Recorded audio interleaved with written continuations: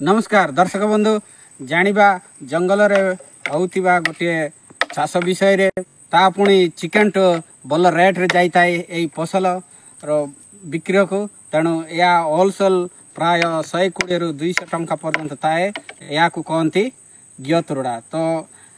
Dairy न करी आसंतु जानिबा चासी भाई को बुझिकी एई चाष विषय रे। नमस्कार भाई। नमस्कार। तो आपण परिचय टिके दे दियंतो। मो नाम मेनकतन पलका आलपंडा आउ कौ जिला रायगड़ा। तो तबे केबे लगा जाई था जो गियतुरडा वर्षा टाइम वर्षा टाइम जो लगाउचंदी या कोड जंगल रे खंदा ताउछि ना केन। हां जंगल रो खंदा आनी का लगाउछ जंगल रो खंदा आनी का लगाउछ एटा केतरा गछ लगाइ छथि हम गोटे 20 टा हां 20 रु 30 टी। हां तबे या केते दिन रो फसल माने जून मास रे लगाउछ पूरा डिसेंबर मास पर्यंत डिसेंबर पर्यंत शीत बाजला पड़िबो ना शीत बाजले पड़िबो शीत पर्यंत रहइबो। हां तापर सॉरी माने जनवरी मास का फल अबि नै अबन तो माने यार प्रथम तुला केबे आरंभ होता है जो भी जून मास रे जदी खंदाणी लगाइलो जुलाई मास रे फल आरंभ है। हां जुलाई मास रे स्टार्ट अब तबे या को माने गोटे तोर तोड़ले केते मिलछि माने 30 टा गछ केतरा केत केज गछको मिनिमम बल पळेला होइले 2 केजी रो 3 केजी।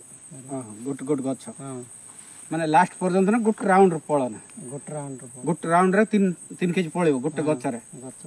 और देख पारछन दर्शक बंधु गोटे गछ रे 3 केजी पर्यंत तबे आपण जदी या को 100 टंका रे मध्ये बिकिले मिनिमम आपण 300 टंका पाइबे गोटे राउंड रे। तो या 6 मास चलता है आपण जदी आपणकर बाड़ी रे अछि किबा आपणक जागा रे अछि एई चाष करबे मालामाल हे जिवे तो प्राय केत केजी को तुल सार की बिक सारले मिनिमम हब मिनिमम फर्स्ट ट्रिप तोलो 20 केजी दल सेकंड ट्रिप 40 केजी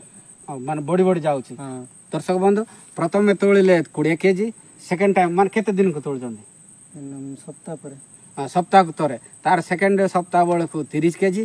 तार सेकंड सप्ताह बेल समिति बड़ी जाई थाए 20 30 40 केजी 50 केजी पर्यंत जाई थाए। तो एबे एटा बिकी की प्राय केते टंका मिलतियो बोल गुडे अनुमान रखो मिनिमम गोटे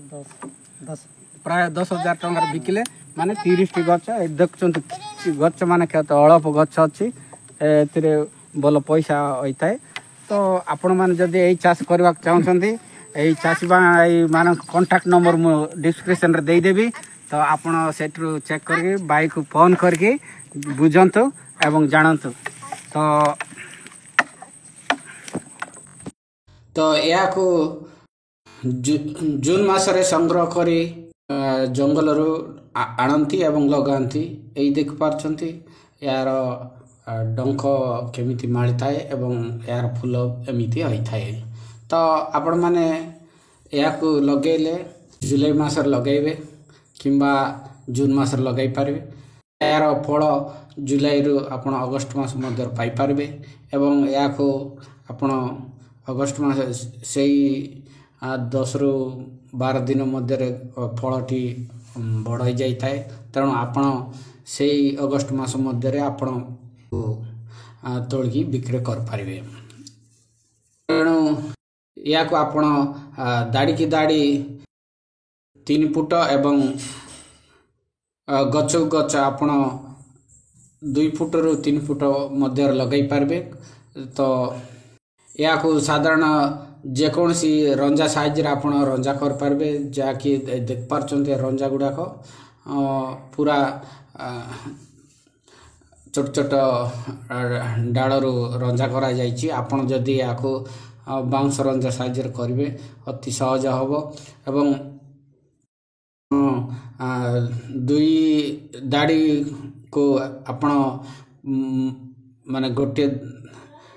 माने दुईटी रंजा को आपण दुई दाड़ रंजा को आपण गोटे साइड रे करेंगे और गोटे दाड़ी मझे एमती छाड़े जहाँफल देख पार्सन पूरा जंगल जंगल होमती एपटू सेपटू रंजा हो जहाँफल कि आप तोड़ापी जावासवा दाड़ी होता है एवं सहज होता है आपण या तोड़ा कि किसी आवश्यक पड़े स्प्रे करें एमती तेणु अतिरिक्त किसी माने स्प्रे करा जाई न थाए जदि हुए तो आपण चाहिले एतिरे सार दे पारे जदि आपण पाखरे कंपोस्ट सार बा खत जिया खत थाए आपण ताको प्रयोग करंतु जहाँफल कि अधिक ये भल फल देता है या प्रति घंटी रे फल रही थाए तेणु आपण जेती पारचंती आपण गोबर खत सार दे पारे आपण रासायनिक सार मध्य दे पारे किसी असुविधा नहीं तो या को आपण अगस्ट रो हार्वेस्ट करके बा फल अमल करके आपण पूरा नवेम्बर मास पर्यंत या तोड़ी विक्रय कर पारे तेणु आपण